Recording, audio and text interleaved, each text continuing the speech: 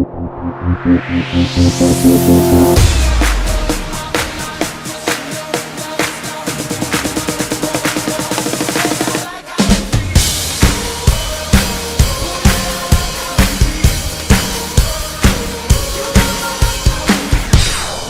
you guys, come on over.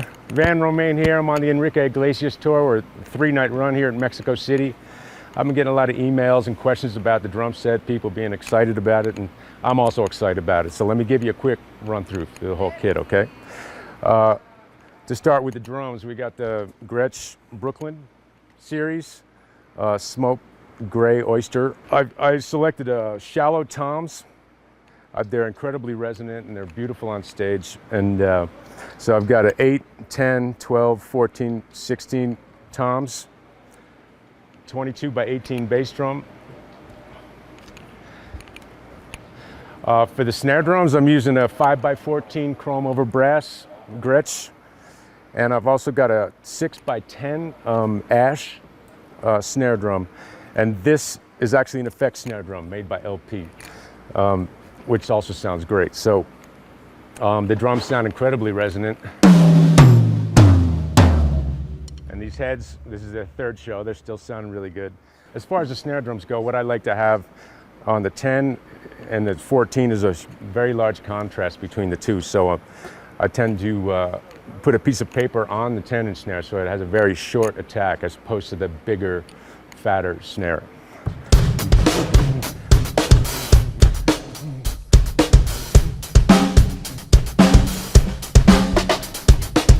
Let me talk about the hardware. It's all Gibraltar hardware. Now, we got this idea with myself and my drum tech, Brett Grau, to do this curved bar rack. We wanted something that looked different and sleek, but also was functional. So one thing I love about this rack is you can see there's no crossbar across the bass drum. So these drums are beautiful. I want people to see them, so I don't want the rack to go in front of the drums. But the idea visually was to have the tubes coming out from under the kit, which I think we kind of achieved here. You can see this part is totally separate from this part over here. And it's made entirely with curved bars and the Chrome series clamps. The whole thing is made with that. The snare drum is coming out of the foot of the rack, so there's much more space with the pedals. The curved bar thing started with this drum set. And then it started to give some of us other ideas as far as how the whole thing's going to work with this production. So then we made the DJ stand here and the keyboard stand here and another smaller keyboard stand here. And then again, with all of this was with the help of Brent Barnett, who is a visionary with this stuff and great at working with it. Then we tweaked Jamar's monstrosity over here.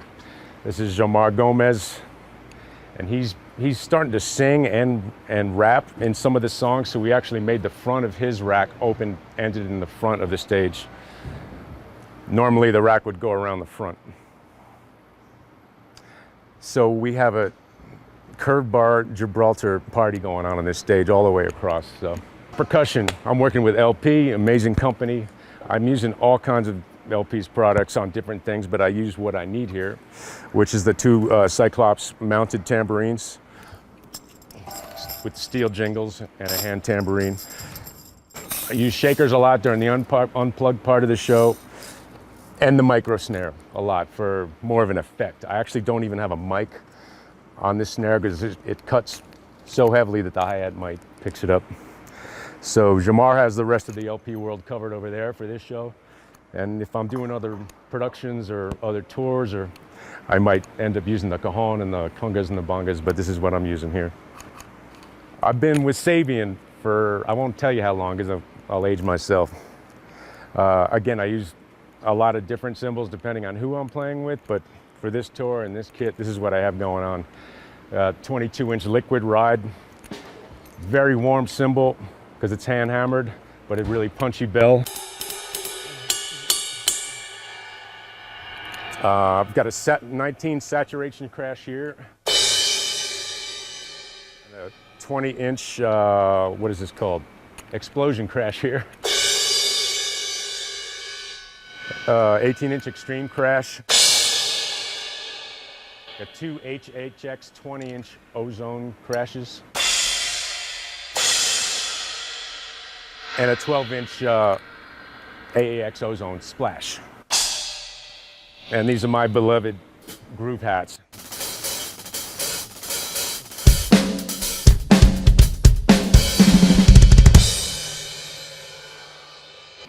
Evans.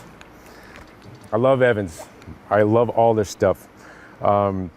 Nothing so fancy on this with the drums. I'm using tom-toms. I'm using coated G2s on the top and clear G1s on the bottom on the tom-toms. And again, we're going into our third show without changing them here. They still sound amazing and resonant. Coated G2 on the snares, on both snares. I've got an EQ2 batter head on the kick drum. And let me show you up front here. Evans is doing this incredibly cool thing with the inked heads, where it's incredibly easy to upload images onto the site and order your head for any size drum. You can pick the size, the color of the head, and you can, upload your images. So here I've got the logos for my different endorsements. I got a JPEG from Enrique's new record, uploaded that, bam. Easy, easy, easy. Let me show you what I'm using here with the mini mads. It's just very easy way to mute your snare drum. You can actually, while you're playing, you can take one of these off the Velcro, take one off, take both off, put two on. So I usually start with two on and take one off as the snare head gets a little more worn. Let me talk about electronics. I've always had electronics incorporated into my drum set from way back. Presently, working with Roland, who I think is making the best stuff. And I use all of Roland's stuff.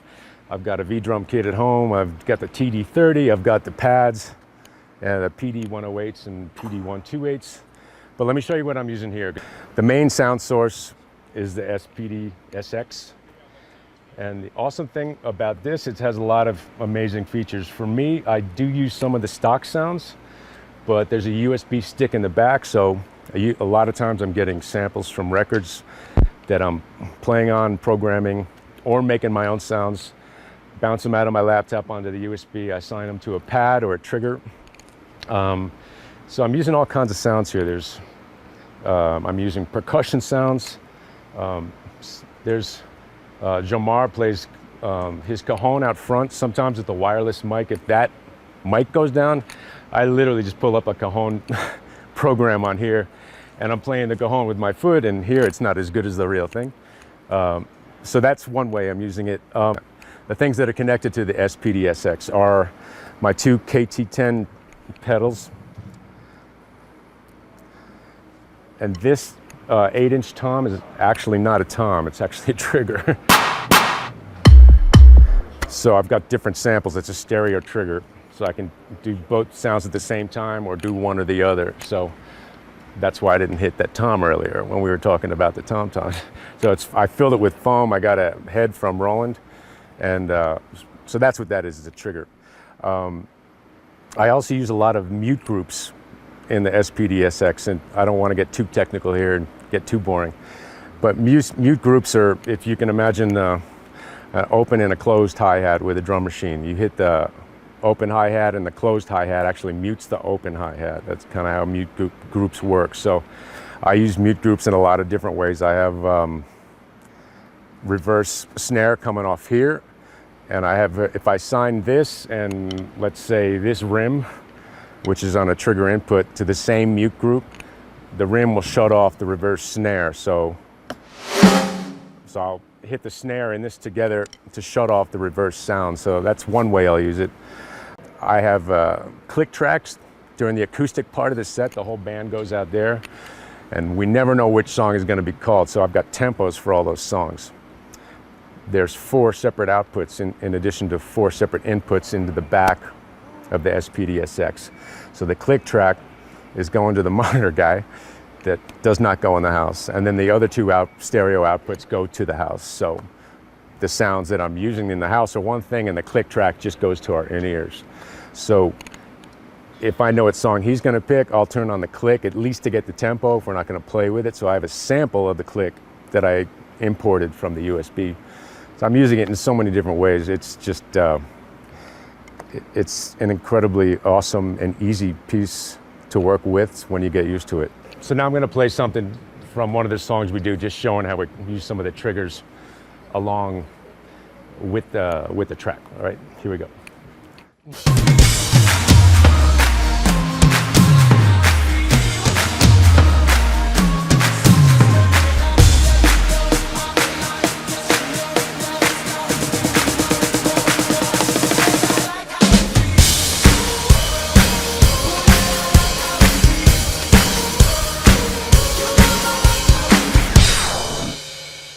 I want to show you guys something else that's become a huge part of my mix and my setup, and it's pretty new technology. It's the Porter and Davies tactile monitor and the BC2. This thing's amazing, and I used to have other thumpers or shakers, whatever you want to call them, that have speakers in them. I use this in a lot of different ways. I have a smaller version in my home studio where I would take the kick drum mic into this input and the output into my mic pre when I'm recording in the studio. In this scenario, I'm selecting all the microphones and inputs go to our monitor guy, and I tell him exactly what I want to have in this seat. It's hard to actually describe the way this feels without someone actually feeling it. But the low end response is unbelievable. You can actually feel the decay of the floor tom as if you were like inside the drum. Sometimes if I'm struggling to hear the bass player, instead of muddying up my ear mix, I'll actually put some of the bass into my seat as well. It's just, and it's unbelievable. Become a huge part of my on stage sound, to the point where I prefer it far more than even like two 18 speakers behind me, which is, more of the classic approach to getting low end as a drummer. Sticks. I've been with Vader a long time. These are my LA 5As. They got my signature on them, but they're not really signature sticks. They're the LA 5As. And been working with these guys forever, with Chad and Alan, and really close with them. I use a lot of their stuff in different applications. Again, we're just kind of talking about this kit. I use the acoustics a lot on soft songs or part of the acoustic set, where I might be playing a groove with these and switch over to the bigger sticks when the song grows. Using their mallets. I have dry skin, so I actually put stickstuffgrips.com. Mike Anderson there has always hooked me up with their stuff. They got different colored grips. I just have clear on here now, but they have different like neon colors that look great in the lights and things like that. So I put this on my sticks and my mallets. It gives me confidence, and it's a big part of my overall feel of the sticks for me. I've been a Biodynamic endorser. I use their mics in my studio and exclusively on a lot of tours. On this tour, the front of house guy also has his own mics that he likes to use, but so I bring some of mine in. Presently, I'm using the D58s on the rack toms and the D57s on the floor toms with the longer gooseneck. They're incredible. They're pre-EQ'd for toms, and you really don't even need a mic pre with these drums aside from needing the phantom power. But they sound incredible. Using the M99 in the bass drum, and they're just incredibly durable. I want to thank you guys for checking in, taking a couple minutes to look over my kit. I'm really excited about it. Anyway, hope to see you guys out there on tour. Thanks.